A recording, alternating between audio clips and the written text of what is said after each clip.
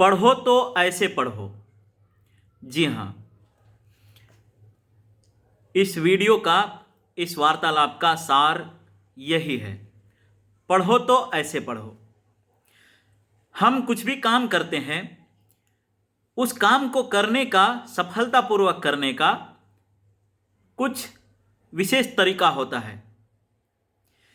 इस तरीके से करें तो यह काम निश्चित रूप से सफल होगा और हमें सफलता मिलेगी। वरना करने को तो बहुत लोग कर लेते हैं, लेकिन बेतरतीब ढंग से करते हैं तो मेहनत खर्च हो जाती है, समय खर्च हो जाता है। अब हमारा किताब, कॉपी, कलम में जो खर्च होता है वो सब व्यर्थ चला जाता है। तो इस हिसाब से जीवन का सफलतापूर्वक जीवन जीने का, सफल जीवन जीने का एक ही बस आधार है शिक्षा। उच्च से उच्च डिग्रियां हासिल करना, आज जो होड़ लगी हुई है, अच्छे से अच्छी जगह नौकरी प्राप्त करना, केवल और केवल शिक्षा के बल पर ही वो किया जा सकता है। उच्च से उच्च डिग्रियां हासिल करके किया जा सकता है। और निश्चित रूप से हमें डिग्री हासिल हो, कम समय में हासिल हो, कम खर्च में, कम मेहनत में हासिल हो, इसके लिए पढ़ो तो ऐसे पढ़ो, ये जरूर सुनना चाहिए, जरूर जानना चाहिए। मेरे हाथ में एक पुस्तक लगी है, वो मैं उस पुस्तक से मैं कुछ ले करके आपको बता रहा हूं, दे रहा हूं। शायद ये पुस्तक आपके पास भी हो, आप भी पढ़ के ज्ञान अर्जित कर सकते हैं। और मेरी बातें अगर अच्छी लगें तो प्लीज लाइक करते जाइएगा और मेरे चैनल को सब्सक्राइब करते जाइएगा, ताकि मैं कुछ लाभदायक बातें आगे भी आपसे शेयर कर सकूं और वो आप तक पहुंच सकें सबसे पहले। तो आगे बढ़ते हैं।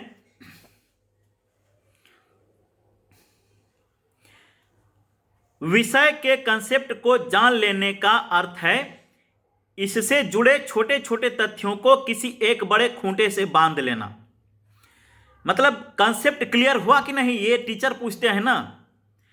तो यहां पर यही कहा गया है, विषय के कंसेप्ट को, मतलब हम जो चीज पढ़ रहे हैं, जो जिस विषय का हम अध्ययन कर रहे हैं, जिस विषय पर अध्ययन कर रहे हैं, तो विषय के कंसेप्ट को जान लेने का अर्थ है, मतलब कंसेप्ट समझ गए, इसका अर्थ है कि इससे जुड़े छोटे से छोटे तथ्य को किसी एक बड़े खूंटे से बांध लेना। मतलब जैसे कि हम लोग गाय, बैल वगैरह, बकरी वगैरह बांधते हैं ना, तो मजबूत खूंटा, बड़ा खूंटा, एकदम मजबूत रस्सी से बांध देते हैं कि वो कभी छूटे ही ना, फिर हमको उसको ढूंढने के लिए परेशान ना होना पड़े। उसी प्रकार कहा गया है, विषय के कंसेप्ट को जान लेने का अर्थ है इससे जुड़े छोटे छोटे तथ्यों को किसी एक बड़े खूंटे से बांध लेना। आप अभी तक अपने तरीके से पढ़ रहे हैं, और हर विद्यार्थी अपने अपने तरीके से ही पढ़ता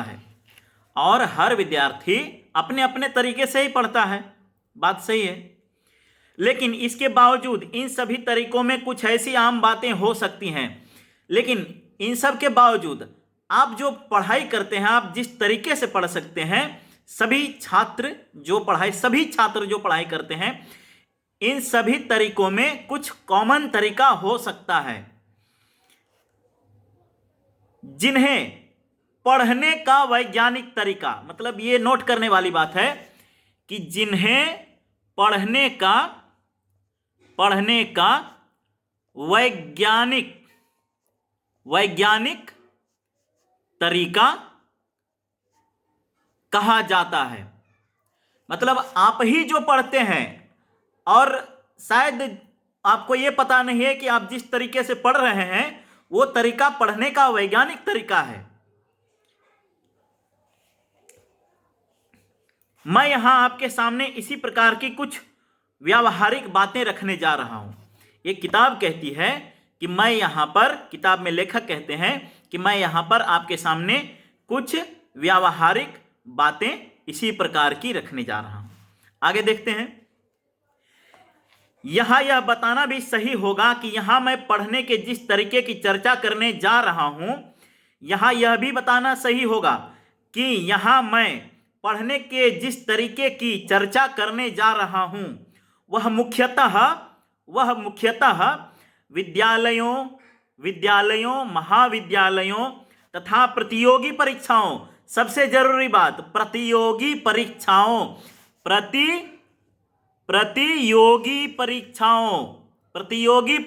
कंपटीशन, प्रतियोगी परीक्षाओं की तैयारी करने वाले विद्यार्थियों के लिए है। इस किताब में जो बात कही गई है वो मुख्यतः प्रतियोगी परीक्षाओं की तैयारी करने वाले छात्रों के लिए है। आप लोग ध्यान दीजिए।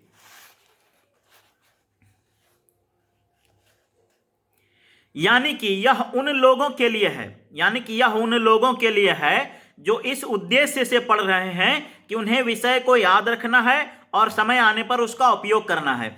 यानी कि यह उन लोगों के लिए है जो कि कंसेप्ट को क्लियर करके अपने मस्तिष्क में याद रखना चाहते हैं और जब परीक्षा की बारी आए तो एकदम दिमाग से निकाल करके एकदम कॉपी में कलम से उड़ेल दें और रिजल्ट अच्छा आ जाए, है कि नहीं।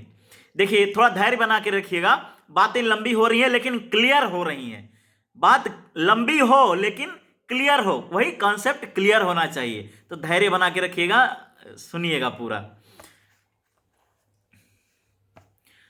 मुख्यतः यह है कि आप इस विषय के चर्चा का विषय यही है कि आप जो पढ़ें वो आप कैसे पढ़ें और वो आपको ताकि वो याद हो जाए और समय परीक्षा आने पर आप दिमाग से निकाल कर एकदम मन मस्तिष्क से निकाल कर एकदम तड़ा के एकदम कलम से एकदम तड़ा एकदम क्लियर कर दें और 10 मिनट पहले हॉल से निकल जाएं और जब रिजल्ट आए तो चकाचक हो जाए, है कि नहीं। तो चर्चा का विषय यही है। तो इससे पहले कि मैं अध्ययन की कला तरीके पर आऊं, मैं आपको अध्ययन के उद्देश्य के इन 3 स्तरों के बारे में जानकारी देना चाहूंगा। अब देखिए, अब तरीका शुरू हो गया है। अध्ययन के 3 स्तरों के बारे में जानकारी देना चाहूंगा जो आपको अपनाने चाहिए, जो कि आपको फॉलो करने चाहिए, जो कि उन तरीकों को आपको अपनाना चाहिए। वे इस प्रकार हैं। तरीकों को नोट करिएगा। तरीका बताया जा रहा है। सूचना इंफॉर्मेशन, ज्ञान नॉलेज। पहला सूचना इंफॉर्मेशन, दूसरा ज्ञान नॉलेज, इंटरनल नॉलेज आउटरनल नॉलेज, तीसरा प्रज्ञा मतलब आप लोग समझ लीजिए उसको क्या बोलते हैं। शायद हमको उतना नहीं आ रहा है, हिंदी में है, मैं हिंदी मीडियम में ही पढ़ा हूं। और प्रज्ञा मतलब क्या बोलते हैं उसको, तड़ा हो सके तो कोई कमेंट में लिख दीजिएगा, बता दीजिएगा। मुझसे जो भी त्रुटि हो सुधार दीजिएगा कमेंट में लिख करके। प्रज्ञा मतलब क्या होता, प्रज्ञा मतलब कॉन्शसनेस, यस कॉन्शसनेस, प्रज्ञा ये तीसरा है प्रज्ञा। पहला इंफॉर्मेशन, दूसरा नॉलेज और तीसरा कॉन्शसनेस, प्रज्ञा, चेतना, प्रज्ञा। अब देखिए, पहले तरीके से शुरू करते हैं। पहले स्तर तरीके में तो ये तीनों स्तर आते हैं। पहले स्तर से शुरू करते हैं। सूचना देखिए, जब हम किसी भी विषय को पहली बार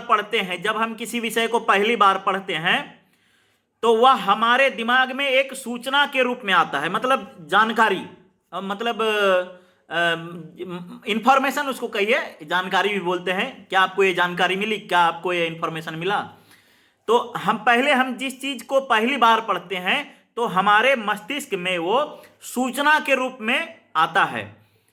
मतलब किताब के माध्यम से, चाहे वो इतिहास हो, भूगोल हो, विज्ञान हो, कोई कहानी कविता हो, तो वो किताब के माध्यम से हमारे दिमाग में सूचना के रूप में आती। मतलब कि हम अपने आंखों से पढ़ करके अपने मस्तिष्क को सूचना पहुंचा रहे हैं। इस चीज को पढ़ के मस्तिष्क को सूचना पहुंचा रहे हैं, मतलब मस्तिष्क को भेज रहे हैं। ठीक है। जब हम किसी भी विषय को पहली बार पढ़ते हैं तो हमारे दिमाग में, जब हम किसी भी विषय को पहली बार पढ़ते हैं तो वह हमारे दिमाग में एक सूचना के रूप में आता है। ठीक है, हर तरह की जानकारी शुरू शुरू में सूचना ही होती है। हाँ, आप देखिए यहां क्लियर हो गया, जानकारी और सूचना में अंतर हो गया। आप मैं क्लियर करना हो, जानकारी मतलब कोई चीज आपको ज्ञात है, कोई चीज आपको ज्ञात है, नॉलेज, कोई चीज आपको ज्ञात है। जैसे कि आपको ज्ञात है कि गांधी जी ने दांडी यात्रा करी थी, आपको यह जानकारी है कि गांधी जी ने दांडी यात्रा करी थी, चाहे वो किताब के माध्यम से हो, चाहे वो मतलब किसी व्यक्ति के माध्यम से जानकारी मिली हो। लेकिन वो जब पहली बार मिली थी, जब वो पहली बार आपने सुनी थी उस चीज, जब पहली बार आपने सुना था उस चीज को, तो वो आपको सूचना, तो वो सूचना के तरह ही आपके मस्तिष्क में आया था। मतलब चाहे वो इतिहास की किताब से आप पढ़ रहे थे या किसी व्यक्ति के माध्यम से सुन रहे थे, तो जब पहली बार सुने थे तो वो सूचना के तरह ही आपके मस्तिष्क में आया था। ठीक है, अब यहां कॉन्सेप्ट क्लियर हो गया, जानकारी और सूचना में अंतर होता है। ठीक है, तो जब हम पहली बार शुरू में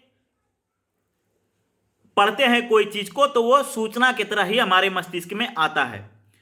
हम पढ़ते जाते हैं और हमारे दिमाग में सूचनाओं का ढेर लग जाता है। हम पढ़ते जाते हैं और हमारे दिमाग में सूचनाओं का ढेर लग जाता है। मतलब बहुत सारी सूचनाएं हमारे दिमाग में भर जाती हैं पढ़ने के माध्यम से।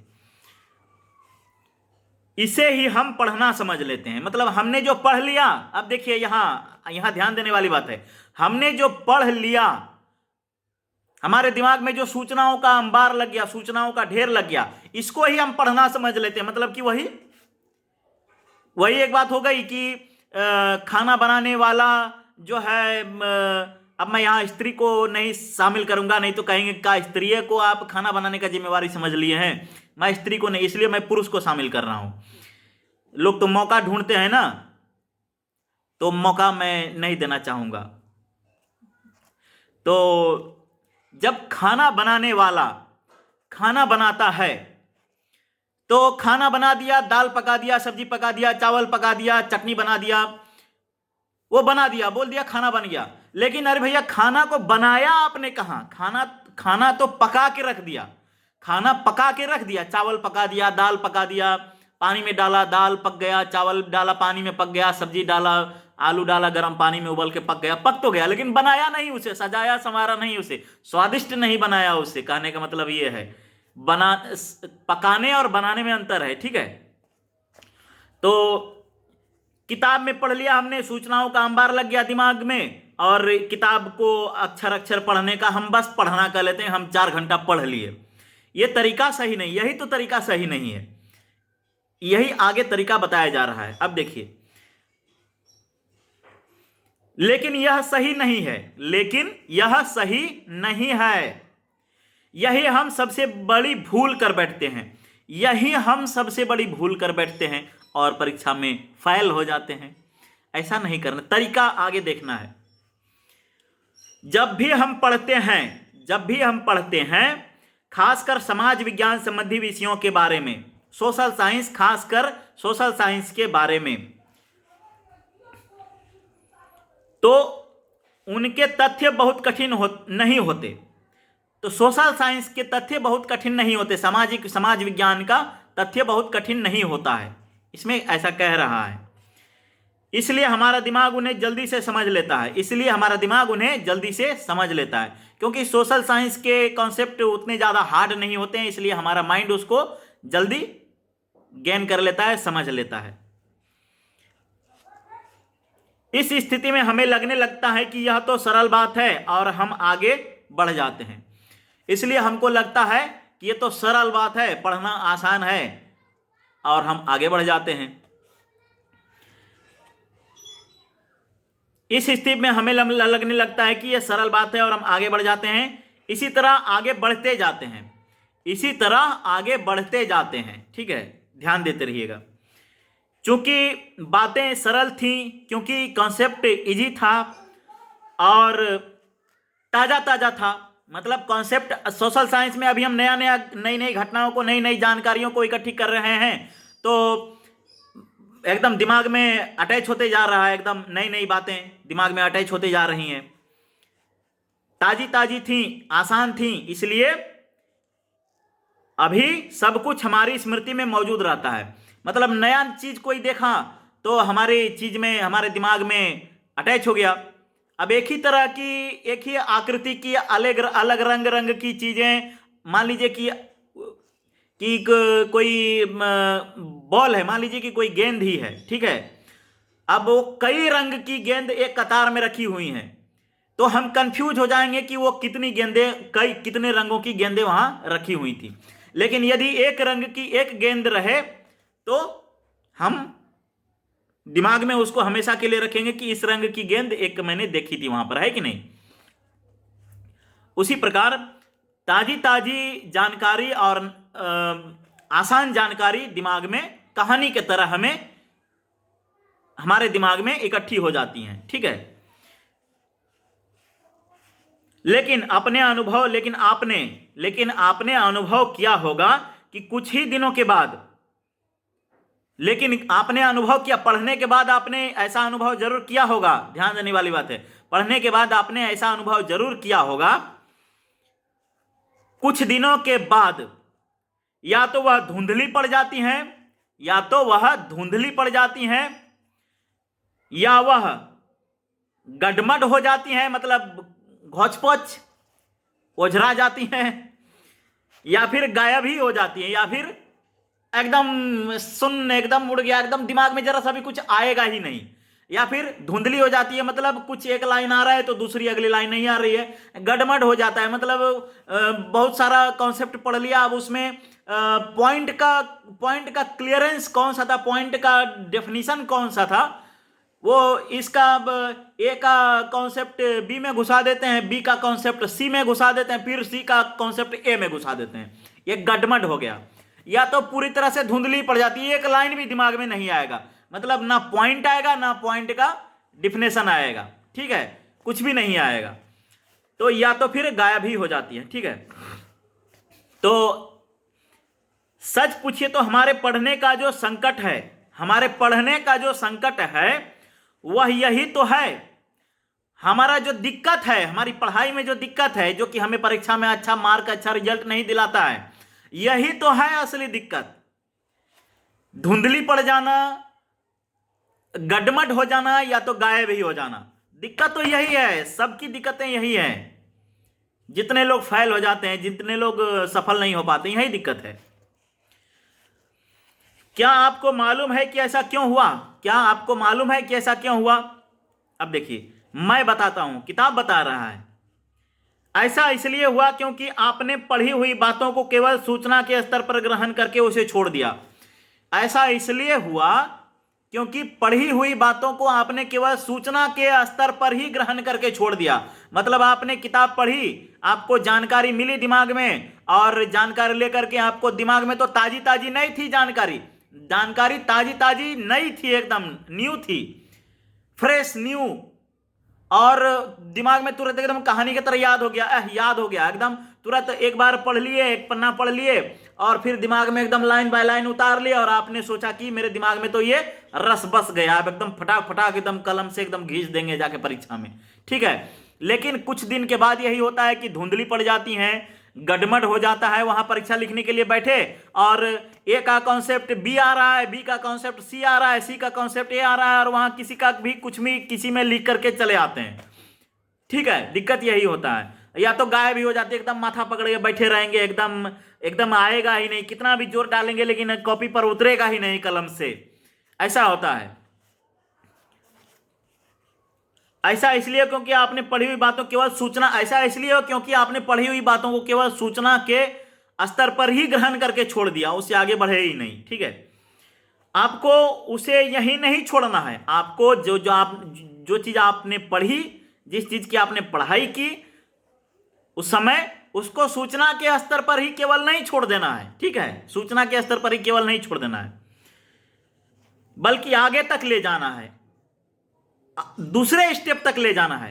क्या था दूसरा के स्टेप? दूसरा स्टेप क्या था? सूचना के बाद जानकारी, सूचना के बाद जानकारी, ठीक है। आगे अगले स्तर तक ले जाना है। नहीं, सूचना के ज्ञान था, ज्ञान नोट करिए। दूसरा स्टेप था ज्ञान। इसमें क्या था देखिए, दूसरा स्टेप था ज्ञान। सूचना के बाद दूसरा स्टेप था ज्ञान। नोट करिए, सूचना के बाद दूसरा स्टेप था ज्ञान। सूचना के बाद दूसरा स्टेप था ज्ञान, ठीक है, knowledge. Information, first step information, दूसरा step other step, second step knowledge. First step सूचना, सेकंड स्टेप ज्ञान। लिखिएगा ध्यान से। अब देखिए ज्ञान पर हम देखते हैं। ज्ञान आगे तक ले जाने का मतलब है यह सूचना को ज्ञान में परिवर्तित कर देना। आगे तक ले जाने का मतलब है कि आप जो पढ़े, जो आपने सूचना ग्रहण करी, उसको ज्ञान के स्तर तक ले जाना है। इस इंफॉर्मेशन को नॉलेज के स्तर तक ले जाना है। छोड़िए, शायद अंग्रेजी में कंफ्यूजन हो रहा होगा, मैं भी कंफ्यूज हो रहा हूं कि मतलब कैसे उसको सेट करूं। तो छोड़िए, आपने जो किताब में पढ़ा, जो नई नई चीजें पढ़ी, वो तो सूचना मिली आपके मस्तिष्क को। अब उसको ज्ञान के स्तर तक पहुंचाना है। मतलब कि ज्ञान, जैसे कि नहीं बोलता है कि इस विषय में तो आप बहुत ज्ञानी हैं, वही, ठीक है। इस विषय के आपको सूचना मिली, आपने किसी से, जैसे कि शिष्य ने गुरु से सूचना ग्रहण करी और उसको ज्ञान में बदल दिया। उसको ज्ञान मतलब क्या, कहीं कहानी सुना, जैसे समझिएगा, मैं क्लियर कर रहा हूं। जैसे कि गुरु से पहले क्या करते थे लोग, गुरुकुल में कोई किताब नहीं होता था, कोई कलम नहीं, कोई कॉपी नहीं, ठीक है। गुरु के मुख से सुनते थे और सूचना मिलती थी मस्तिष्क को, और छात्र जो है, शिष्य जो है, उसको जानकारी में ज्ञान में कन्वर्ट कर लेते थे। वो ज्ञानी बन जाते थे उस विषय में, उस कथा के वो ज्ञानी बन जाते थे। वही अगले जाकर के अगले मंच पर जो है वो अपना ज्ञान बखान करते थे। कहानी सुनी गुरु से, और उस सूचना को जो गुरु से ट्रांसफर हुई शिष्य के मस्तिष्क में, उस शिष्य ने उस सूचना को ज्ञान के स्तर में कन्वर्ट कर दिया। मतलब कि उस विषय के वो ज्ञानी ही बन गए। अब ज्ञानी का मतलब क्या, आप देखिए कि मस्तिष्क से कभी उतरेगा ही नहीं। आज यहां सुनाया, कल वहां सुनाया, तो चार लोग कहने लगेंगे कि इस विषय के तो आप ज्ञानी हैं। तो कहने का मतलब यही है कि सूचना के स्तर को ज्ञान में कन्वर्ट कर लेना है, ठीक है। ताकि जब आप, जैसे कि आप ज्ञानी बन गए, तो उस कहानी को मुख से सुना सकते हैं मंच पर, या फिर किताब लिख सकते हैं, अपना कुछ दो चार शब्द जोड़ करके कहानी लिख सकते हैं फटाफट। जब ज्ञानी है, तो जब उस विषय के ज्ञानी है, तो फटाफट विस्तार से आप उसको बखान कर सकते हैं, लिख सकते हैं। यही सफलता दिलाता है, ठीक है। ज्ञान के स्तर तक ले जाना है, पढ़ी हुई चीजों को, पढ़ी हुई सूचनाओं को ज्ञान के स्तर तक ले जाना है। आगे तक ले जाने का मतलब है उस सूचना को ज्ञान में परिवर्तित कर देना, ठीक है। अब मुख्य लाइन है, इसको नोट करिएगा। हमसे गलती यह होती है कि हम सूचना को ही ज्ञान समझते हैं। मतलब हमने जो पढ़ा उसको ही ज्ञान समझ लेते हैं, ठीक है। उसी तरह कर जाते हैं, भूल उसी तरह कर जाते हैं, यही भूल हो जाती है। जैसे किसी बीज के अंकुरण को, वैसे ही भूल कर जाते हैं जैसे किसी बीज के अंकुरण को देखकर उसे पौधा समझ लेना। ठीक, देखिए गहराई से समझा रहे हैं लेखक। अपनी किताब में पढ़ी हुई चीजों को हम वैसे ही समझ लेते हैं जैसे कि एक बीज के अंकुरण को पौधा समझ लेना। मतलब हमने जो किताब में पढ़ी, वो तो एकदम पढ़ी, लाइन बाय लाइन हमको दिमाग में खटाखट आ रहा है, उसको ही हम समझ लिए कि ज्ञानी हो गए। लेकिन वही जाके धुंधली हो जाती है, गड़बड़ हो जाती है, या फिर दिमाग से उड़ ही जाती है, ठीक है। तो आपने जो पढ़ा वो तो बीज का अंकुरण है, उसको अगले लेवल तक ले जाना है, ठीक है। उसको पौधा के स्तर तक ले जाना है। ज्ञान जो है आपका वो पौधा है, पौधा। तो बीज का अंकुर निकला, अब उसको पौधे के स्तर तक ले जाना है, ठीक है। इसमें कोई दो राय नहीं कि बिना अंकुरन के पौधा नहीं बनेगा, मतलब बिना पढ़े आपको ज्ञान नहीं होगा, ठीक है। लेकिन इसमें भी कोई दो राय नहीं है कि अंकुरन ही पौधा नहीं है। मतलब ऐसा भी नहीं है कि आपने जो पढ़ लिया किताब में वही आपका ज्ञान हो गया, ठीक है। वह भी अंकुरित ही है, उसे सींचना पड़ेगा, उसकी देखभाल करनी पड़ेगी, तब कहीं जाकर वह पौधा बनेगा, तब कहीं जाकर वो पौधा बनेगा, तभी हमें इससे फूल फल मिलेगा, तभी इससे आगे चल के पेड़ बनेगा, तभी ये इससे जाकर के हमें आगे फल मिलेगा, परीक्षा में पास हो जाएंगे। ठीक है। ठीक इसी तरह सूचना को भी हमें सींचना पड़ता है। ठीक इसी तरह जो हम किताब में पढ़ते हैं, सूचना ग्रहण करते हैं, उसे हमें सींचना पड़ता है, उसकी देखभाल करनी पड़ती है। जब हम पढ़ी हुई बातों को दोहराते हैं, जब हम पढ़ी हुई बात एक बार जो पढ़ लिए उसको हम कॉपी पर लिखते रहेंगे ताकि मेरे दिमाग में कंटिन्यूअस अटैच रहे, मेरे दिमाग में कंटिन्यूअस अवेलेबल रहे। ठीक है। उसको दोहराते रहना पड़ेगा, उसे समझने की कोशिश करते हैं, उसे बार बार लिखते हैं। जैसे कि कोई चीज समझ लिया तो रटने की आवश्यकता ही नहीं है। किसी विषय को अपने तरीके से समझ लीजिए, उसे लिख दीजिए, तो परीक्षा लेने वाला कहेगा, कॉपी देखने वाले कहेंगे कि ये तो अपना इंटरेस्टेड है, इसमें अपना विषय को सही लिखे हैं, लेकिन अपने तरीके से लिखे हैं, एकदम इंटरेस्टेड हैं इसमें, एकदम इस चीज के ज्ञाता हैं, एकदम इस चीज का ज्ञान है उनको। ठीक है। तो उस पर चिंतन मनन करते रहें, उसके बारे में अपने दोस्तों से चर्चा करते रहें। जैसे कि कोई विषय है, कोई कंसेप्ट है, बहुत महत्वपूर्ण चीज है यहाँ पर, एकदम जैसे कि भाला लग रहा है, एकदम सीने में असर करेगा आपको। ठीक है। एकदम तरीका यह है कि कोई कंसेप्ट पढ़ें तो अपने छात्रों से यह चर्चा ना करें कि यार सिनेमा देखने गया था तो उसमें तो उसको ऐसे एक्टिंग करना चाहिए था, वैसे एक्टिंग करना चाहिए था, उसको ऐसा ड्रेस पहनती तो हीरोइन बहुत अच्छी लगती है। ऐसा बिल्कुल नहीं करें। जो चीज आपको पढ़ने के लिए मिली, कहीं से दुकान पर ही पढ़ लिया, पुस्तक मिली पढ़ लिया, तो आपको कॉन्सेप्ट मिला पढ़ लिया, अब जाकर के दोस्तों से उसको चर्चा करें। अपने घर में किताब खरीद के घर में पढ़े, और पढ़ करके उसको, आपको तो दिमाग में ताजी है, जानकारी नई नई है, अभी एकदम दिमाग में खटाखट आ रही है, उसको 2-4 बार चर्चा कर लीजिए दोस्तों में। जहां टेबल पर बैठिए, चाय में बैठिए, चाय पर चर्चा कर लीजिए, पार्क में घूमने जाइए, मूंगफली खरीद लीजिए, खाते रहिए और चर्चा करते रहिए। देखिए एकदम चर्चा में आपके दिमाग में अटैच हो जाएगा। एकदम जब चर्चा करिएगा, चर्चा में आपके दिमाग में अटैच हो जाएगा एकदम, और चर्चा में अलग अलग शब्द जुड़ेंगे, उसमें अलग अलग लाइनें जुड़ेंगी, आपके अपने तरीके से उसमें आकर के लिख दीजिए। लिखने के बाद उसको दोहराते रहिए अपने तरीके से। उसको एक बार चर्चा कर लिए, दिमाग में सेट हो गया, एक कहानी की तरह दिमाग में अटैच हो गया, और उसको बार बार से उसको कॉपी में लिखते रहिए और किताब में हल्का फल्का पढ़ लीजिए। ठीक है। उसको दोहराते रहिए और चर्चा करिए। ये बहुत बड़ा पॉइंट है। ठीक है। दोस्तों से चर्चा करिए कॉन्सेप्ट के ऊपर, दोस्तों से चर्चा करिए कॉन्सेप्ट के ऊपर। ठीक है। कॉन्सेप्ट क्लियर हो जाएगा,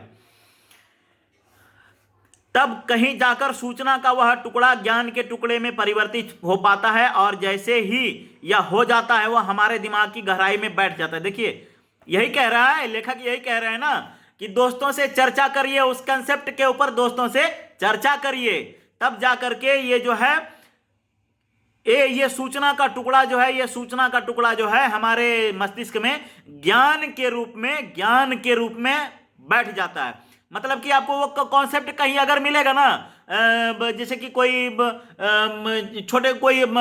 बड़े या छोटे कोई इंस्टीट्यूट में चले गए, आपको चर्चा हो गई है कि इस कॉन्सेप्ट का तो वो ज्ञानी है, तो आपको वो कॉन्सेप्ट दे दिया जाएगा ना। जैसे लेक्चर देने वाले लोग यही ना करते हैं, लेक्चर देने वाले लोग यही करते हैं, एक कॉन्सेप्ट दे दिया जाता है उनको, और वो 1.5 घंटा 2 घंटा उसी कॉन्सेप्ट पर जो पढ़े थे, कहीं पढ़े होंगे किताब में, ठीक है, या फिर सुने होंगे, और उसमें क्या होता है कि उस पर चिंतन मनन करते करते अपने तरीके से लिखते लिखते दोस्तों में उस कंसेप्ट पर पहले चर्चा करते हैं। ठीक है। अपनी मंडली में बैठकर, पहले लेक्चर देने वाले अपनी मंडली में बैठकर पहले चर्चा करते हैं, फिर जब चर्चा करते हैं तो वो कॉन्सेप्ट उनके दिमाग में पूरा एकदम बैठ जाता है, क्लियर हो जाता है।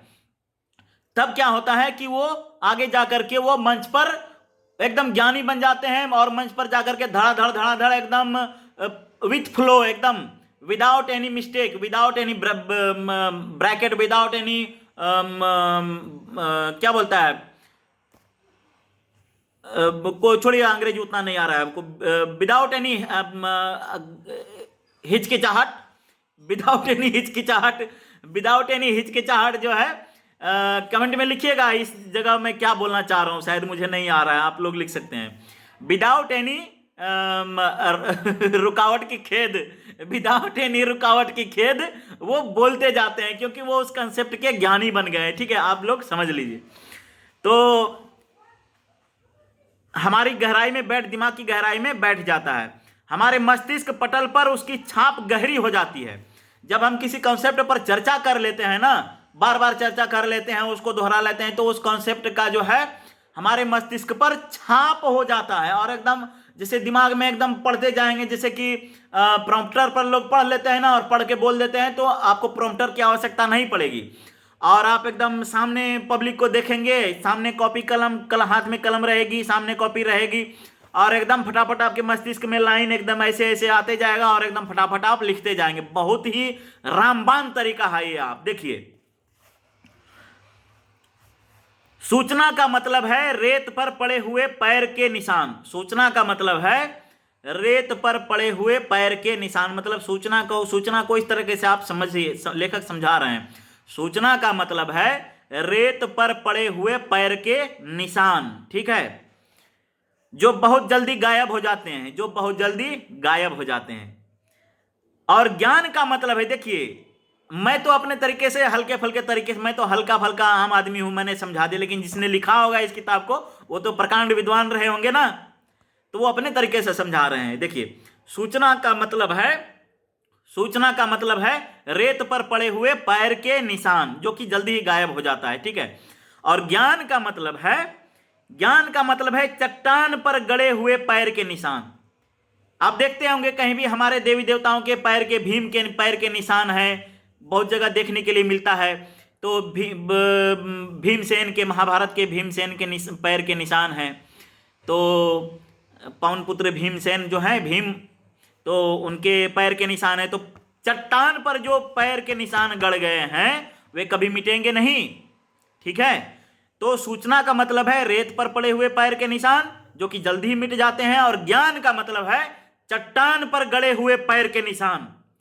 तो आपको सूचना ग्रहण करनी है और किताब से पढ़कर सूचना ग्रहण करनी है और दोस्तों में, अपनी मंडली में चर्चा करके, अपने मस्तिष्क में उसको मंथन करके, कॉपी पर बार बार लिख करके उसको ज्ञान में कन्वर्ट कर लेना है, ठीक है।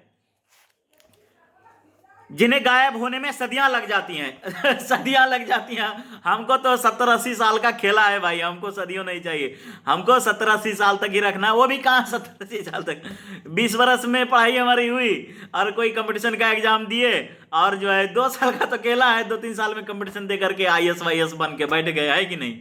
तो यही तो खेला है, 2-3 साल का खेला है, यहाँ सदियों का लफड़ा भी नहीं है, ठीक है। और इसमें जो है सूचना ग्रहण करी, उसको चर्चा करके उसको ज्ञान में कन्वर्ट कर लिया और फिर धड़ाधड़ धड़ा रिजल्ट लेकर के बैठ गए कलेक्टर बन के है कि नहीं, ठीक है। देखिए, तो अभी दूसरे स्टेप में ही है, तीसरा स्टेप अभी आने वाला है, जबरदस्त हो जाएगा अभी, ठीक है। मैं जानता हूं कि अब आपको यह लग रहा होगा कि फिर सूचना को ज्ञान में बदला कैसे जाए।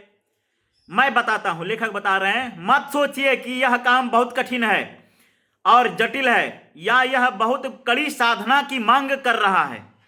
यह सही मायने में आपसे केवल श्रम की मांग करता है, परिश्रम, मेहनत की मांग करता है। मैं समझता हूं कि वह आप दे सकते हैं। परिश्रम तो करना पड़ेगा, उतनी मेहनत तो करनी पड़ेगी जो कि आप कर सकते हैं, आपका करना चाहिए आपको, और आपको देना चाहिए। लेखक भी कह रहे हैं यहां श्रम का अर्थ है उस टॉपिक को, उस कंसेप्ट को, उस विषय को बार बार दोहराना। और ध्यान रखिए कि केवल दोहराना ही नहीं बल्कि बहुत ध्यान के साथ सतर्क होकर दोहराना। यदि आप सतर्क होकर नहीं दोहराएंगे तो आप एक प्रकार के घिसे हुए रिकॉर्ड पर दोहराई जाने वाली एक ही लाइन की तरह बेसुरी आवाज बार बार निकाल रहे होंगे। जब आप इस टॉपिक को दोहराएं तो आपको मालूम रहना चाहिए कि आप उसे दोहरा रहे हैं।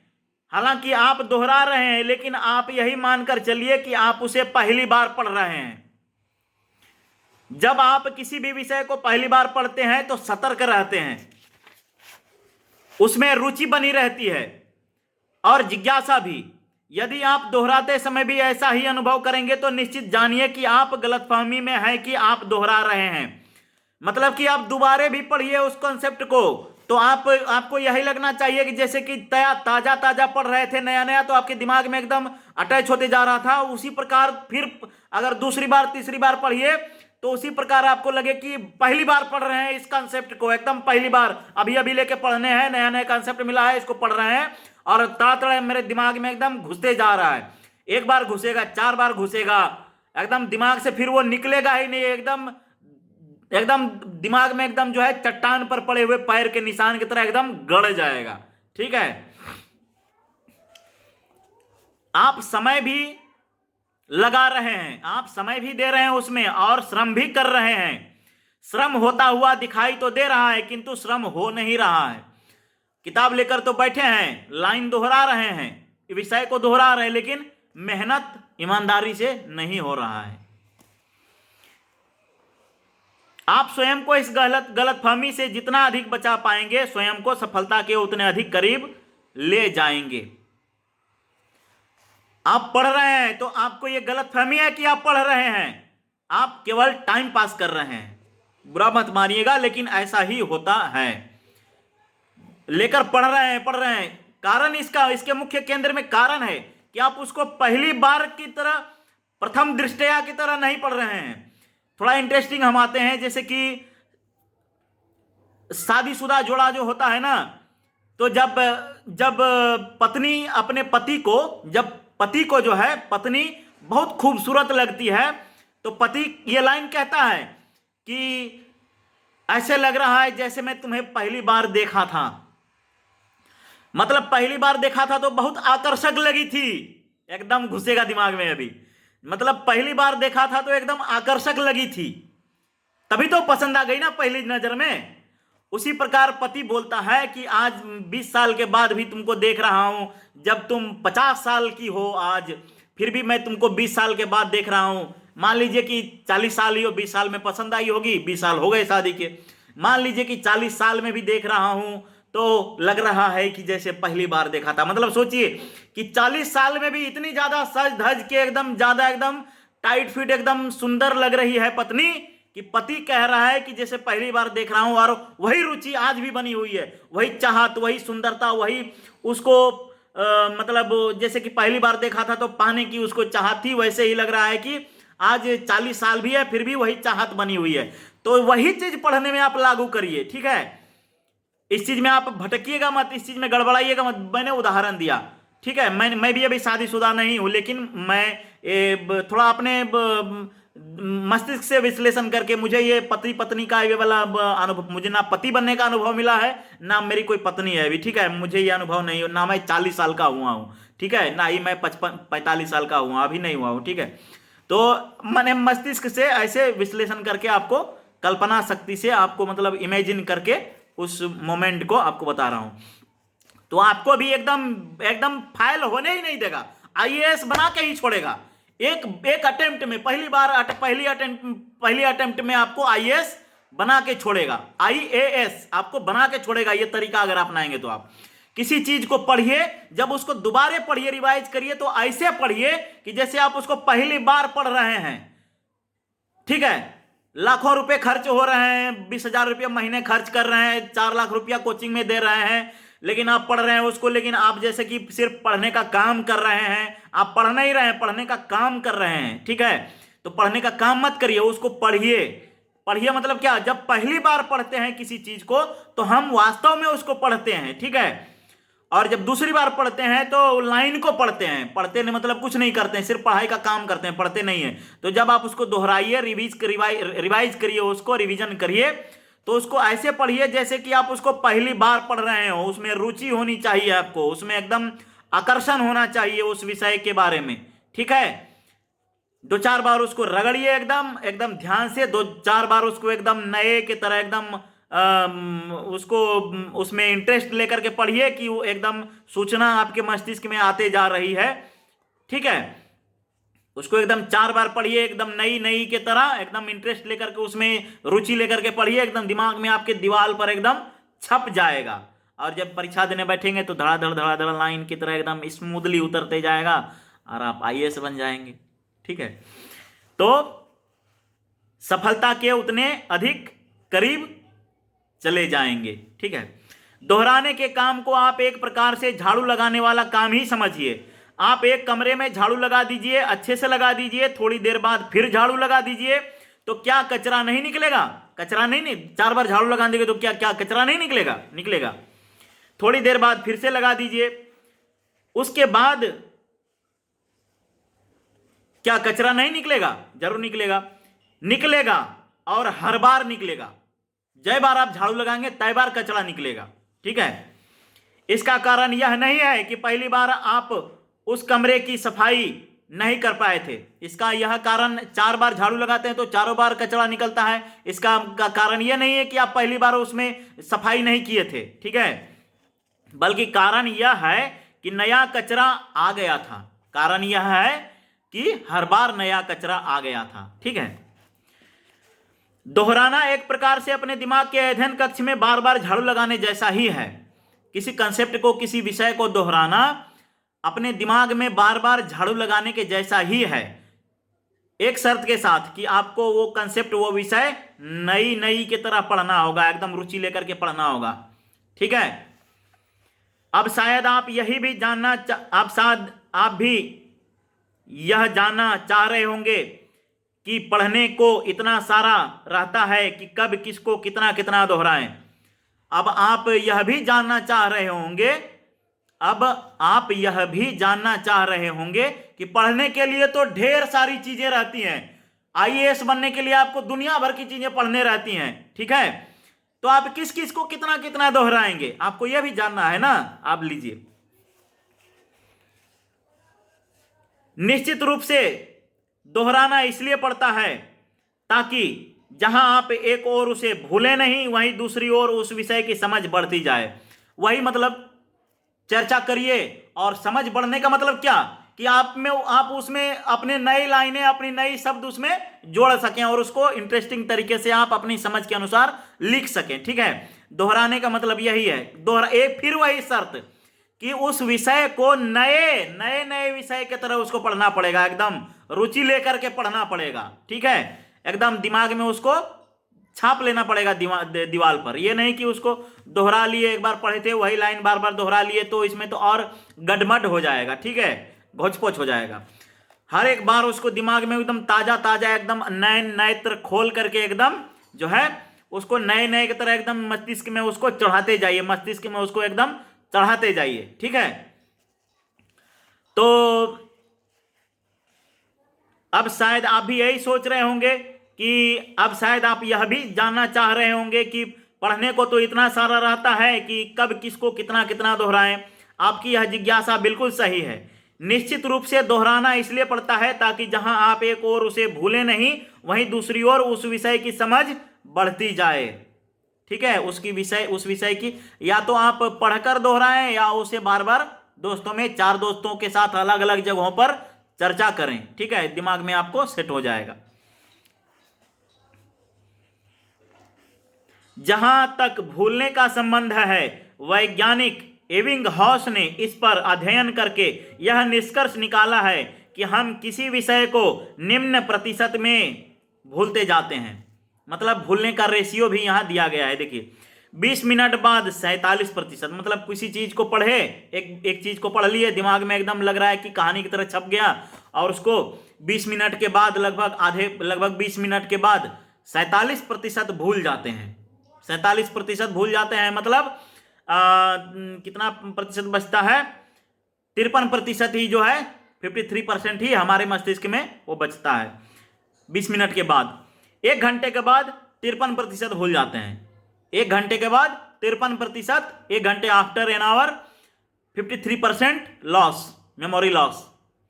After an hour 53% memory loss, 47 he balance बचता है। ठीक है, 1 दिन बाद 63%, 1 दिन के बाद जो है 63% memory loss. After 1 day 63% memory loss, 66%। After 1 day 66% memory loss. After 7 days, 7 दिन के बाद 75% मेमोरी लॉस। 1 सप्ताह के बाद आफ्टर 1 वीक 75% मेमोरी लॉस। 1 महीने बाद 79%। After 1 month 79% memory loss. ऐसे ही होते जाता है। ठीक है, और निश्चित रूप से 1 वर्ष बाद लगभग 95%, और निश्चित रूप से 1 साल के बाद करीब करीब सुपड़ा साफ, मेमोरी सुपड़ा साफ। जो पढ़े थे वो एक शब्द भी मस्तिष्क में नहीं आएगा 1 साल के बाद। ठीक है, भूलने का यह प्रतिशत सूचना के साथ है, ज्ञान के साथ नहीं। मतलब भूलने का यहां पर, अगर आप किसी चीज को पढ़ लिए, किसी चीज को एक बार सरसरी नजर से पढ़ लिए, तो वो जो आज अभी जो पढ़ने के बाद जो आप उठे तो एकदम कहानी की तरह दिमाग में आपका चमक रहा था, क्या रगड़ देंगे घस देंगे अभी, ठीक है। वो 1 साल के बाद जो है, अगर वो सूचना के स्तर तक ही आप छोड़ देते हैं उस पढ़ाई को, सूचना के स्तर तक ही छोड़ देते हैं उस पढ़ाई को, तो 1 साल के बाद एकदम सुपड़ा साफ, एक शब्द भी नहीं आएगा आपके दिमाग में। लेकिन ये गड़बड़ जो है ना, ये सब चीज ज्ञान के साथ नहीं होता है। अब किसी विषय पर आप अगर ज्ञानी बन गए हैं तो समझ रहे होंगे ना, पीछे जो मैंने समझाया, एक इस किताब ने समझाया, मैं उस लायक नहीं हूं समझाने की, इस किताब ने जो समझाया अभी कुछ देर पहले, ज्ञान का जो स्तर है, अगर आप सूचना को ज्ञान के स्तर तक पहुंचा देंगे, तो आप 10 साल 20 साल के बाद भी या तो आप कलम पकड़ लें एकदम रगड़ देंगे, एकदम घस देंगे, और या तो मंच पर माइक पकड़ लें तो एकदम धड़धड़वा देंगे, है कि नहीं। ज्ञान के साथ ये भूलने वाला खेल नहीं होता है, ठीक है ना। तो सूचना को ज्ञान के स्तर तक पहुंचाइए, ठीक है। वैज्ञानिक एपिंग के इस अध्ययन के आधार पर किसी भी पढ़े, याद किए या समझे गए विषय को दोहराने के लिए निम्न समयावधि बताई जा रही है। एक ही दिन में एक ही टॉपिक को कम से कम 4 बार पढ़ें। एक ही दिन में एक टॉपिक को, एक कॉन्सेप्ट को 4 बार पढ़ें, एकदम नई नजर के साथ, एकदम नया विषय के जैसा, एकदम, ठीक है, रुचि लेकर के। 24 घंटे बाद उसे दोहराइए। एक दिन में मतलब एक कंसेप्ट, एक विषय को, अब देखिए आईएएस बनाने का सबसे आसान फार्मूला आपको आईएएस बना के छोड़ेगा ये, अगर आप इस तरीके से पढ़ेंगे तो, ठीक है। एक विषय को, एक कंसेप्ट को एक दिन में 4 बार पढ़िए, एकदम नई नजर के साथ। एक विषय को 4 बार पढ़िए एक दिन में। 24 घंटे के बाद इसे दोहराइए। 24 घंटे के बाद इस कंसेप्ट को दोहराइए और एकदम नई नजर के साथ, फिर पुनः नई नजर के साथ उस कंसेप्ट को आप दोहराइए, एकदम रुचि लेकर के, सरसरी नजर से, जैसे कि आप उसको पहली बार पढ़ रहे हैं। 24 घंटे के बाद उसको दोहराइए। अभी इस तरह दोहराएं मानो कि उसे पहली बार पढ़ रहे हैं, ठीक है। 24 घंटे के बाद इसे दोहराइए, मानिए कि आप पहली बार ही पढ़ रहे हैं, रुचि लेकर के एकदम, ठीक है। सुबह आप उसे फिर से पढ़ें और ध्यान से पढ़ें, लेकिन पढ़ने की रफ्तार थोड़ी अधिक हो सकती है। सुबह आप उसको फिर से दोहराइए, ठीक है।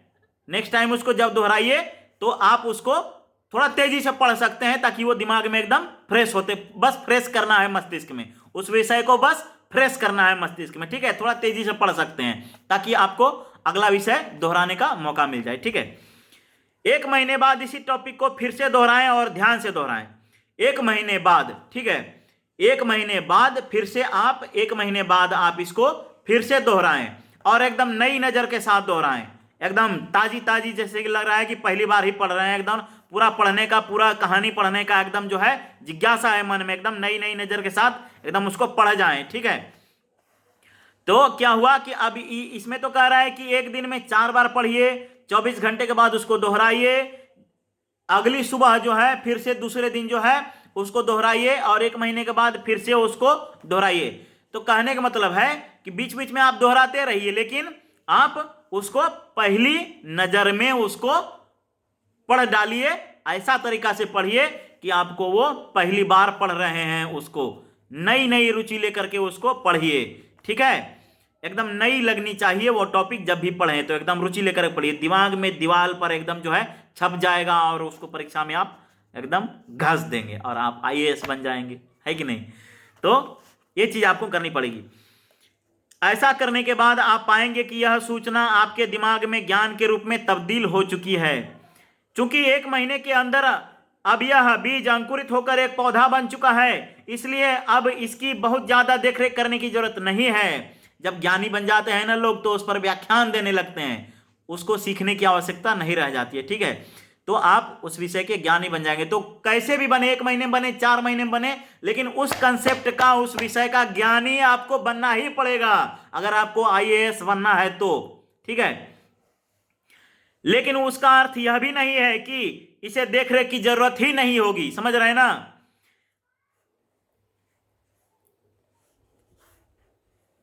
और उसे यूं ही छोड़ दिया जाए, ऐसा भी मत समझिए कि आप जिस चीज का ज्ञानी बने हैं, जिस कंसेप्ट का ज्ञानी बने हैं, ऐसा भी नहीं कि उसको देख रेख की आवश्यकता नहीं पड़ेगी और उसको ऐसे ही छोड़ दें, ठीक है। बीच बीच में उसको देखते रहिए, उस ज्ञान को एकदम तरोताजा करते रहिए, ठीक है, अगर आपको आईएएस बनना है तो।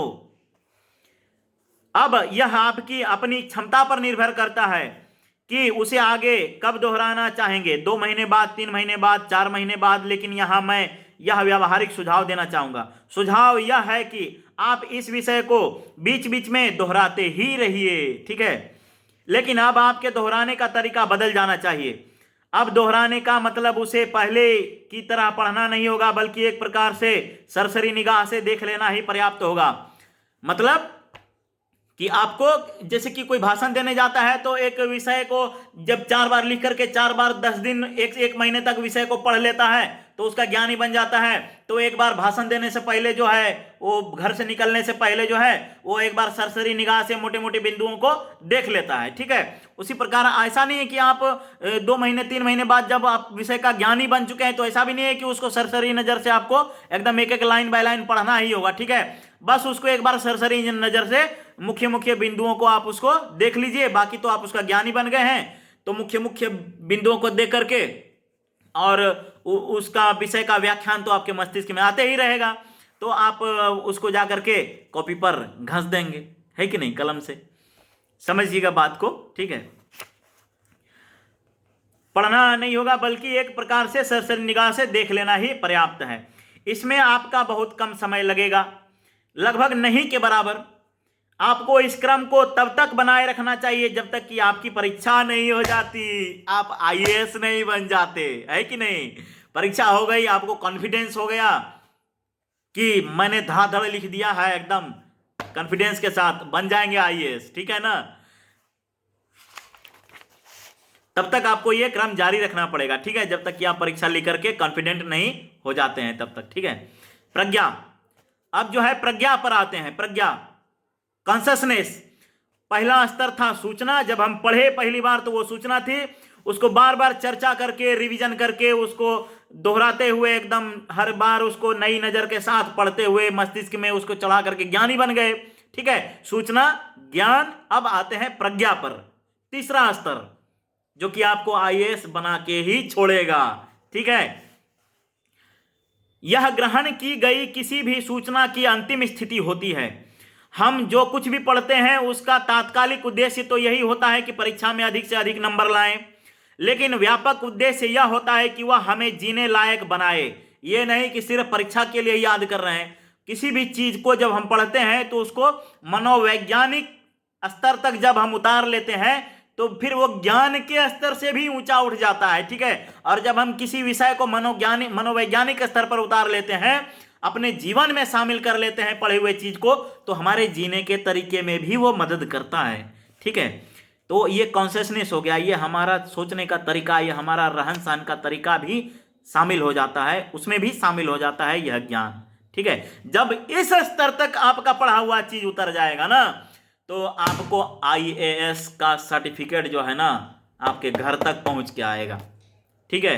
अगर इस तरह से अगर आप किसी भी विषय को अपने जीवन में शामिल कर लेते हैं ना, तो फिर मत पूछिए, पढ़ाई, ज्ञान और फिर आपके जीवन में जब वो शामिल हो जाता है ना, तो फिर मतलब इस स्तर का ज्ञान अगर आप हासिल कर लेते हैं ना, तो फिर तो समझिए कि खेला हो ही जाएगा, है कि नहीं। वह हमें जीने लायक बनाए और हमें हमारे उद्देश्यों को प्राप्त करने में मदद करे। उदाहरण के लिए यदि हम केमिस्ट्री, फिजिक्स पढ़ते हैं तो उसका अंतिम उद्देश्य इंजीनियर या वैज्ञानिक बनना हो सकता है। जीव शास्त्र आपको डॉक्टर बनाएगा तथा समाज शास्त्र समाज शास्त्री। इस प्रकार आप पाएंगे कि जो भी विषय हम पढ़ते हैं उसका अंत इसी उद्देश्य में होता है कि हम उस विषय में अपना कोई नया योगदान दे सकें। आखिर विषय का विकास इसी तरह से तो हुआ है। आइंस्टाइन गणित जानते थे और इसी के आधार पर उन्होंने समय और ऊर्जा के सिद्धांत स्थापित कर दिए। वो गणित जो आइंस्टाइन सर को जो गणित जो जानकारी थी उसको उन्होंने अपने जीवन में, अपने व्यवहार में, अपने प्रैक्टिकल में उन्होंने उसको शामिल किया, अपने जीवन में उसको शामिल किया, अपने एक्टिविटी में, अपने प्रैक्टिकल में उस गणित को यूज करते रहे।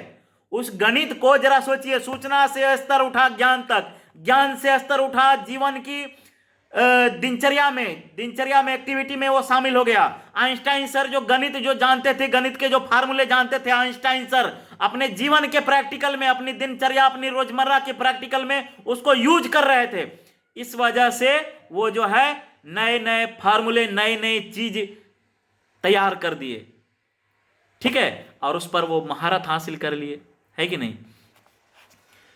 तो आखिर विषय विकास इस तरह हुआ तो है सिद्धांत स्थापित, ऊर्जा के सिद्धांत स्थापित कर दिए, ठीक है, आप समझ गए होंगे।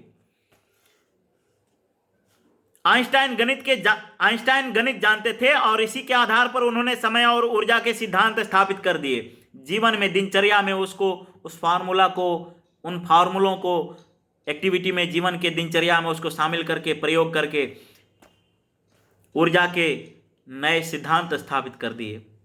सोचिए, यही तरीका था। सूचना से स्तर उठा ज्ञान तक, ज्ञान से स्तर उठा जीवन के दिनचर्या में, उसको शामिल कर लिया, ठीक है, जीने के तरीके में उस ज्ञान को शामिल कर लिया, और इस तरीके से उन्होंने ऊर्जा के नए सिद्धांत स्थापित कर दिए। एडिसन फिजिक्स के बहुत ही सामान्य सिद्धांतों को जानते थे। एडिसन फिजिक्स के बहुत ही सामान्य सिद्धांतों को जानते थे। उन्हीं सिद्धांतों को पढ़ते पढ़ते उन्होंने इतने आविष्कार किए। एडिसन जो फिजिक्स के जो सिद्धांत जानते थे, जो फार्मूले पता थे उनको उन्होंने रोजमर्रा के प्रैक्टिकल में शामिल कर लिया। कुछ भी चीज उनको मिलता था, बस उन्हीं सिद्धांतों के साथ खेलने लगते थे, उन्हीं सिद्धांतों के साथ खेलने लगते थे, और प्रैक्टिकल हो जाता था उनका दिनचर्या, उनका रोजमर्रा वही बन गया था। सिद्धांतों को पढ़ते पढ़ते उन्होंने इतने आविष्कार कर दिए। आइंस्टाइन ने इस बारे में बच्चों से जो बात कही थी उसे मैं यहां आपको बताना चाहूंगा। वे लेखक आपको बता रहे हैं उन चीजों के बारे में। उन्होंने कहा था, बच्चों यह ध्यान रखो कि तुम अपने स्कूल में जो नई बातें सीखते हो वे कई पीढ़ियों की देन है। कई पीढ़ियों से ज्ञानी लोग, पूर्वज लोग संकलित करते करते एक किताब में इकट्ठा किए हैं और वो आज उसको पढ़ रहे हैं आप, ठीक है। ये सब तुम्हें इसलिए बताई जाती हैं कि तुम इन्हें समझो और ढंग से संजो कर रखो। आप इसको समझिए और संजो कर रखिए। इस किताब से जो मैं आपको ट्रांसफर कर रहा हूं, इन चीजों को आप संजो कर रखिए। इन चीजों को आप ध्यान से सुन करके बार बार देखिए, बार बार इस वीडियो को देखिए, बार बार अपने मस्तिष्क में दोहराते रहिए, अपने मस्तिष्क में याद रखिए इन चीजों को समझ करके, ठीक है। इनका सम्मान करो और इसमें कुछ और अधिक जोड़ो, ठीक है। तो इसका मतलब यह हुआ कि हम स्कूल और कॉलेज में जो कुछ भी पढ़ते हैं वह एक प्रकार से कच्चे माल की तरह होता है। फैक्ट्री में चीनी बनती है और उसका कच्चा माल होता है गन्ना। फैक्ट्री में जो चीनी बनती है उसका कच्चा माल, उसका रॉ मटेरियल होता है गन्ना। उसी प्रकार हम जो पढ़ते हैं, जो पहली बार पढ़ते हैं, वो होता है कच्चा माल, ठीक है। स्कूलों में, कॉलेज में जो पढ़ते हैं, जो हमें पहली बार पढ़ाया जाता है, वो होता है कच्चा माल, ठीक है। फैक्ट्री है सूचना, मतलब फैक्ट्री है सूचना। हम लोग जो सूचना का जो ज्ञान परिवर्तित होता है, फैक्ट्री है उस सूचना का ज्ञान में परिवर्तित होना, फैक्ट्री है। अब देखिए यहां सूचना, ज्ञान और प्रज्ञा, इन तीनों का कनेक्शन समझाया जा रहा है, ठीक है। कच्चा माल है गन्ना, कच्चा माल रॉ मटेरियल है गन्ना, केतारी गन्ना, और फैक्ट्री में जो वो तैयार होता है वो है शक्कर। फैक्ट्री में जो तैयार होता है वो होता है शक्कर। तो यहां देखिए फैक्ट्री क्या है। छात्र जीवन में फैक्ट्री क्या है? सूचना का प्रज्ञा में परिवर्तित होना सूचना का प्रज्ञा में परिवर्तित होने की प्रक्रिया को फैक्ट्री कहा गया है। यहां लेखक जो बता रहे हैं वो सूचना को ज्ञान में परिवर्तित होने की प्रक्रिया को फैक्ट्री बता रहे हैं लेखक। मतलब कि सरसरी नजर से जब पहली बार पढ़े तो सूचना प्राप्त हुई हमें इस विषय के बारे में। अब जी इसको जो बार बार रट के बार बार इसको दोहरा करके जो हम इस पर ज्ञान हासिल कर लिए, इस विषय के ज्ञानी बन गए हम, तो ये जो है ये ज्ञान, इस विषय के हम ज्ञानी जब बन गए, पीछे की जो बातें कही गई हैं उसको उसके अनुसार जब हम किसी विषय किसी विषय के जब हम ज्ञानी बन जाते हैं, जब हम सूचना ग्रहण करके किसी विषय के ज्ञानी बन जाते हैं, उसको बार बार दोहरा के बार बार चर्चा करके, तो इस प्रक्रिया को फैक्ट्री कहा गया है। छात्र जीवन में इस प्रक्रिया को फैक्ट्री कहा गया है। और ये जो प्रज्ञा जो है ना, जो तीसरा स्तर जो प्रज्ञा है ना, कॉन्शसनेस, तो शायद इसको कॉन्शसनेस कहना ठीक होगा नहीं होगा मुझे आइडिया नहीं, मैं बोल दे रहा हूं, मुझे उतनी जानकारी नहीं है अंग्रेजी शब्दों की, ठीक है। तो जो सूचना से ज्ञान में परिवर्तित होने का, हमारी पढ़ाई का सूचना से ज्ञान में परिवर्तित होने का जो सफर है ना, इसको फैक्ट्री कहा गया है। और इस फैक्ट्री से जो बन के निकलता है वो है प्रज्ञा, वही है प्रज्ञा। प्रज्ञा क्या, कौन मतलब प्रज्ञा क्या, मतलब जो आपको एकदम, प्रज्ञा उस स्तर को कहते हैं जो कि आप कलम पकड़ें, एक लाइन पढ़ें विषय के बारे में और उसका बखान कर दें 10 पन्नों में, तो जो धड़ाधड़ जो आपके मस्तिष्क में लाइन जो दौड़ते रहते हैं ना, वही है प्रज्ञा। मतलब मैं उसे कॉन्शियसनेस ही समझता हूं, क्योंकि कॉन्शियसनेस मतलब एकदम जो आपका प्रवाह जो है, मस्तिष्क का प्रवाह जो है एकदम बिना रुके, बिना बाधा के, बिना विदाउट खेद विदाउट रुकावट में खेद है, विदाउट रुकावट में खेद यदि आपके मस्तिष्क से जो है वो आपके पन्ने पर सामने कलम से उतरते जाए ना, उसी को प्रज्ञा, उसी स्तर को प्रज्ञा कहते हैं। आप सूचना ग्रहण करके ज्ञानी बने, और ज्ञान जब आपका एकदम बिना रुकावट के खेद आपके पन्ने पर उतरने लगता है ना, उसी को प्रज्ञा कहते हैं, उसी स्तर को।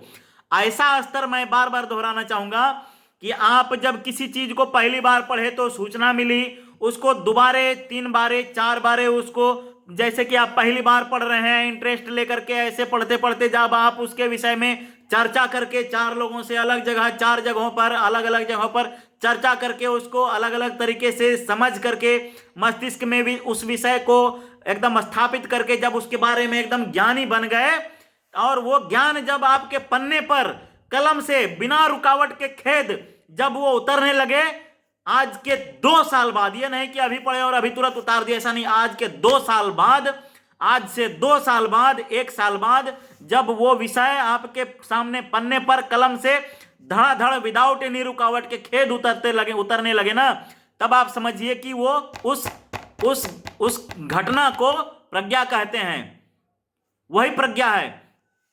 तो ऐसे पढ़ें तो ऐसे पढ़ें, सूचना ग्रहण किए, मस्तिष्क में उसको चर्चा करके, रिवाइज करके पहली बार पढ़ रहे हैं, ऐसा नजर से पढ़ के आप उसको ऐसी नजर से पढ़िए 4 बार 10 बार 1000 बार कि आप पहली बार पढ़ रहे हैं। ऐसे करके आप चर्चा करके दोस्तों से उस विषय के बारे में, विषय का आप ज्ञानी बन जाइए, और वो ज्ञान प्रज्ञा के स्तर पर पहुंच जाए। मतलब आप कलम पकड़े, सामने में पन्ना आया और विषय को जो है 10 पन्नों में उतार के रख दिए। तो किताब से सूचना ग्रहण करिए, सूचना ग्रहण करके उसको बार बार उस पर चर्चा करिए, उसको दोहराइए, और उस विषय का, उस कंसेप्ट का ज्ञानी बन जाइए, और वो ज्ञान एकदम प्रज्ञा के स्तर पर उसको पहुंचा दीजिए। ठीक है, तब जो है आपको IAS बनने से कोई नहीं रोक सकता। धन्यवाद।